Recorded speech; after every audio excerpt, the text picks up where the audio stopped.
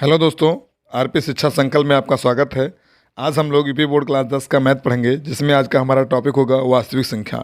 वास्तविक संख्या में प्रश्नावली 1 ये है। इसमें हम लोगों ने 9 प्रश्न हल कर लिया है। आज हम 10वां प्रश्न हल करेंगे। 10वां प्रश्न आप लोगों के सामने लिखा हुआ है, इसको देख पढ़ सकते हैं। यूक्लिड विभाजन प्रमेयिका का प्रयोग करके दिखाइए कि किसी धनात्मक पूर्णांक का घन 9m 9m+1 या 9m+8 के रूप का होता है। आपको इसमें घन निकालना है। तो चलिए इन प्रकार के प्रश्नों को कैसे लगाते हैं सबसे पहले समझते हैं। इसमें देखते हैं जो आपको लगाना है ये है इसमें कि माना, इसमें मानते हैं सबसे पहले। 10वां क्वेश्चन नंबर 10 है। इसमें माना कि माना कि यक्स एक धनात्मक संख्या है, एक धन पूर्णांक है या धनात्मक संख्या है, धन पूर्णांक है। यक्स यहाँ पर धन पूर्णांक है और हम यक्स को इस रूप में भी लिख सकते हैं 3q या 3q+1 या 3q+2, जहाँ पर ये जो b हमारा है, ये b हमारा 3 है। तो हम r का मान रखेंगे 0 से लेकर के 1 2 तक रख सकते हैं, यानी r का मान हमेशा b से कम होता है। और यूक्लिड विभाजन का प्रमेयिका का जो फार्मूला है ये है a = bq+r। इसमें हम रखेंगे तो घन करना है, यानी यक्स कोई धन पूर्णांक है, यक्स बराबर हम 3q माने हैं तो ये 3q। अब इसका हम घन करना है, यानी घन करने पर लिखेंगे घन करने पर जब घन करेंगे तो यहाँ पर प्राप्त होगा x का क्यूब और यहाँ पर 3q का क्यूब कर देंगे तो ये हो जाएगा x³ और यहाँ प्राप्त हो जाएगा हमको 3q का 3 बार गुणा करेंगे, क्यूब का मतलब 3 बार, तो 3q गुणे 3q गुणे 3q, तो ये प्राप्त होगा हमें 3 त्रिक का 9 त्रिक 27, यानी 27q का क्यूब प्राप्त हो जाएगा। और हमें 9m के रूप में लिखना है, यानी 9m के रूप में हमको लिखना है 9m+1 और 9m+8, इसके रूप में हमें लिखना है। तो हम क्या करेंगे, इसको 9 के गुणनखंड में करेंगे। 3 इसलिए माने हैं क्योंकि यहाँ पर जो गुणनखंड हो 9 के रूप में आ जाए, आपका 27 का गुणनखंड 9 के रूप में आएगा। तो इसको हम 9 गुणे 3q क्यूब कर सकते हैं, इस रूप में इसको लिख सकते हैं x³ को। तो देखिए यहाँ पर जो 3q क्यूब है इसको हम मानते हैं m, या जहाँ m मान लेते हैं, तो x³ बराबर हो जाएगा 9m। ये पहला हमारा रूप आ गया है।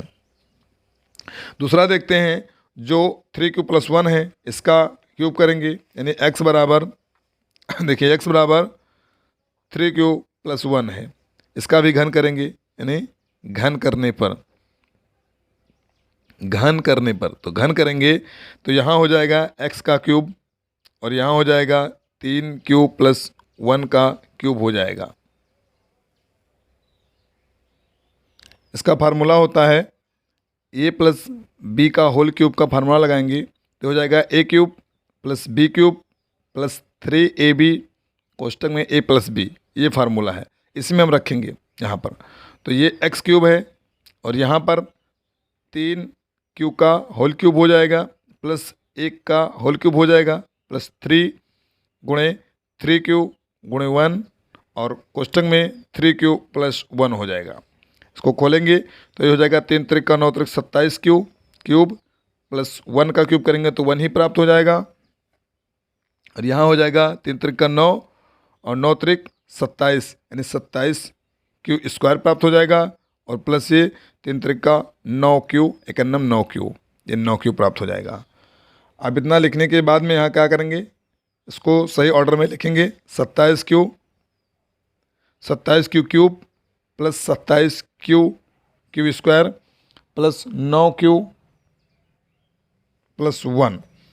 अब यहाँ पर जो x³ के बराबर ये सब आ रहे हैं, तो x³ बराबर क्या हो जाएगा, यहाँ पर हम कॉमन ले लेंगे, 9 कॉमन लेंगे यहाँ से, तो यहाँ प्राप्त होगा 9 त्रिक 27, 3q क्यूब प्राप्त होगा, यहाँ पर 9q² प्राप्त हो जाएगा और यहाँ पर केवल q प्राप्त होगा प्लस 1 प्राप्त होगा।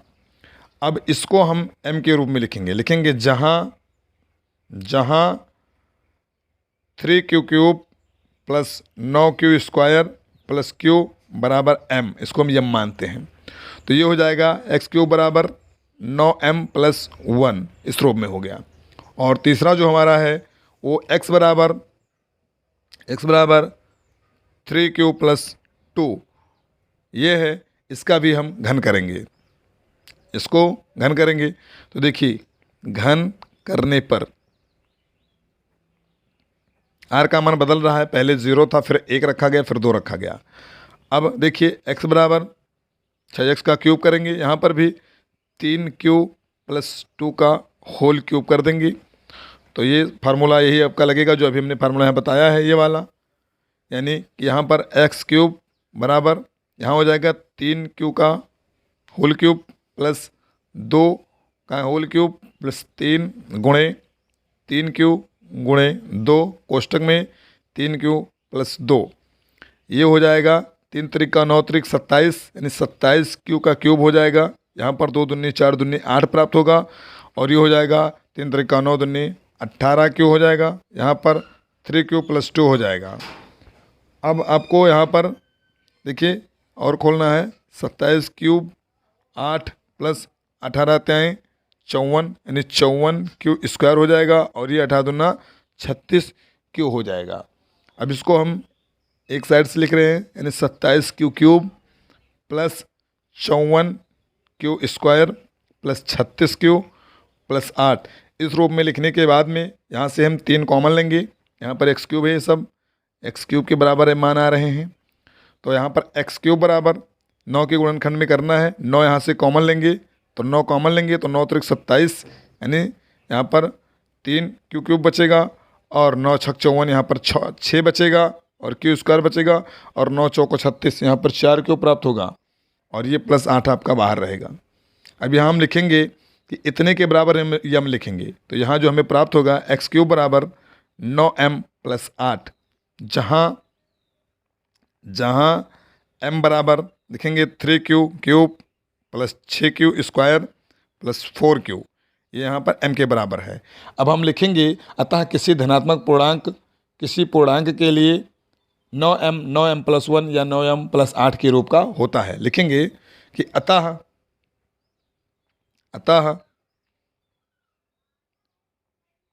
किसी धन पूर्णांक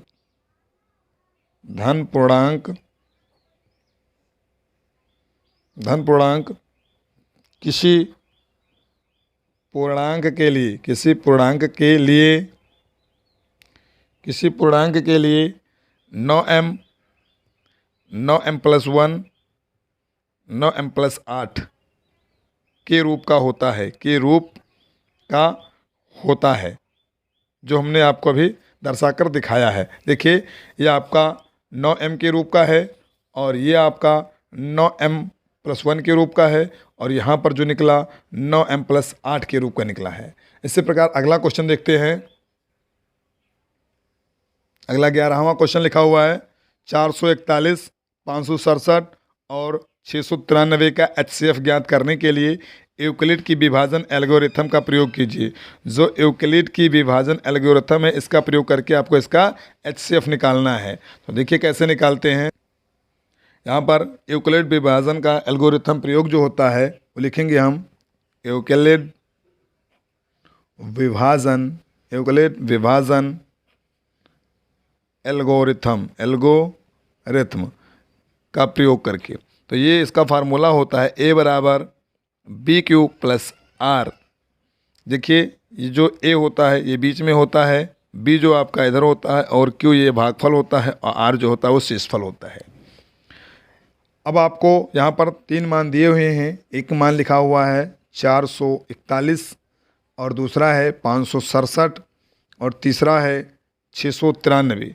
तो आप इनमें से कोई 2 मान ले लीजिए, उसके बाद आप इसको हल कीजिए। तो हम 693 और 567 को ले रहे हैं। तो देखिए यूक्लिड विभाजन का परिमेयका जो है ये 693 बीच में रहेगा, और 567 जो है ये भाजक के रूप में रहेगा। अब यहाँ से हम हल करेंगे इसको, और जितने बार में जाएगा उतना यहाँ पर लिखते चले जाएंगे। तो हम सबसे पहले इसको एक बार में ले चल रहे हैं, तो एक बार में ले जाएंगे तो 567 का नाम 567, यहाँ घटाते हैं, देखते कितना बचता है 13 में 7 जाएगा 6 बचेगा, और यहाँ पर 8 में 6 जाएगा 2 बचेगा, और यहाँ 1 बचेगा। 126 इससे छोटा है और शेषफल 0 नहीं आया, तो अगली प्रक्रिया अपनाएंगे। यहाँ पर 567 को यहाँ पर लाएंगे, भाज्य के रूप में हो जाएगा। अब 567 126 चौक को ले जाएंगे 4 बार में, 4 छक्के 24 के 4 हासिल 2, और 4 दूने 8, 8 2 10 हासिल 1, 4 एकम 4 1 5, ये 504 प्राप्त हुआ। यहाँ पर हमारा 3 बचेगा और यहाँ पर 6 बचेगा। अब भी शेषफल 0 नहीं आया, अगली प्रक्रिया यहाँ दोहराएंगे, यानी 126 बीच में लाएंगे। 126 दुना देखते हैं, 2 3 6 और 2 छक्के 12, यहाँ पर हमें 0 प्राप्त हो गया, यानी HCF जो है 63 प्राप्त हुआ।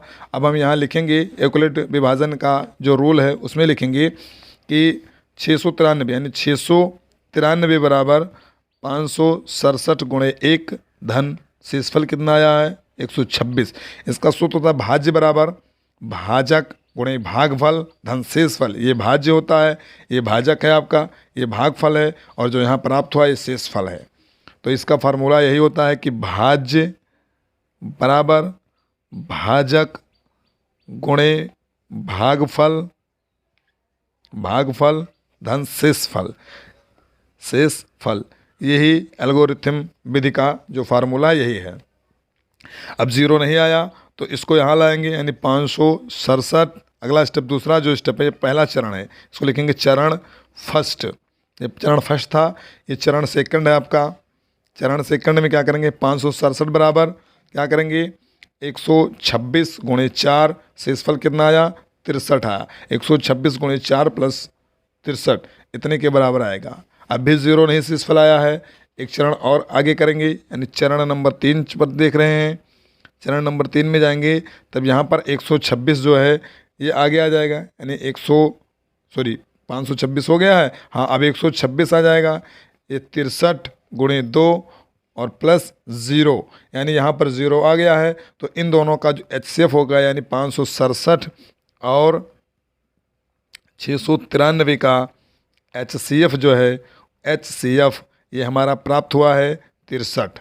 अब हम ये जो HCF प्राप्त हुआ है, इसी से हम जो अगला एक हमारा अंक बच गया था 441, इसका निकालेंगे। तो देखिए इसको निकालते हैं, यानी 63 भाजक के रूप में होगा और 441 भाज्य के रूप में होगा। देखते हैं इसको हम 7 बार में ले जाएंगे, तो 7 त्रिक 21, 7 छक 42, 2 44, एक ही बार में कट के 0 आ रहा है। इसमें लिखेंगे कि चरण फर्स्ट 441 बराबर 63 गुणे 7 प्लस 0, यानी यहाँ पर जो 0 प्राप्त हुआ वो 63 से प्राप्त हुआ है। अतः हम लिखेंगे कि HCF यानी 441, 567 और 693 का HCF बराबर 63, ये हमारा आंसर है। अब अगला प्रश्न देखेंगे अगले वीडियो में। इस वीडियो में इतना ही। अगर आप लोगों को वीडियो समझ में आया हो तो आप लोग चैनल को सब्सक्राइब कर दीजिए, ज़्यादा से ज़्यादा लोगों के पास में शेयर कर दीजिए। चलिए तब तक के लिए धन्यवाद।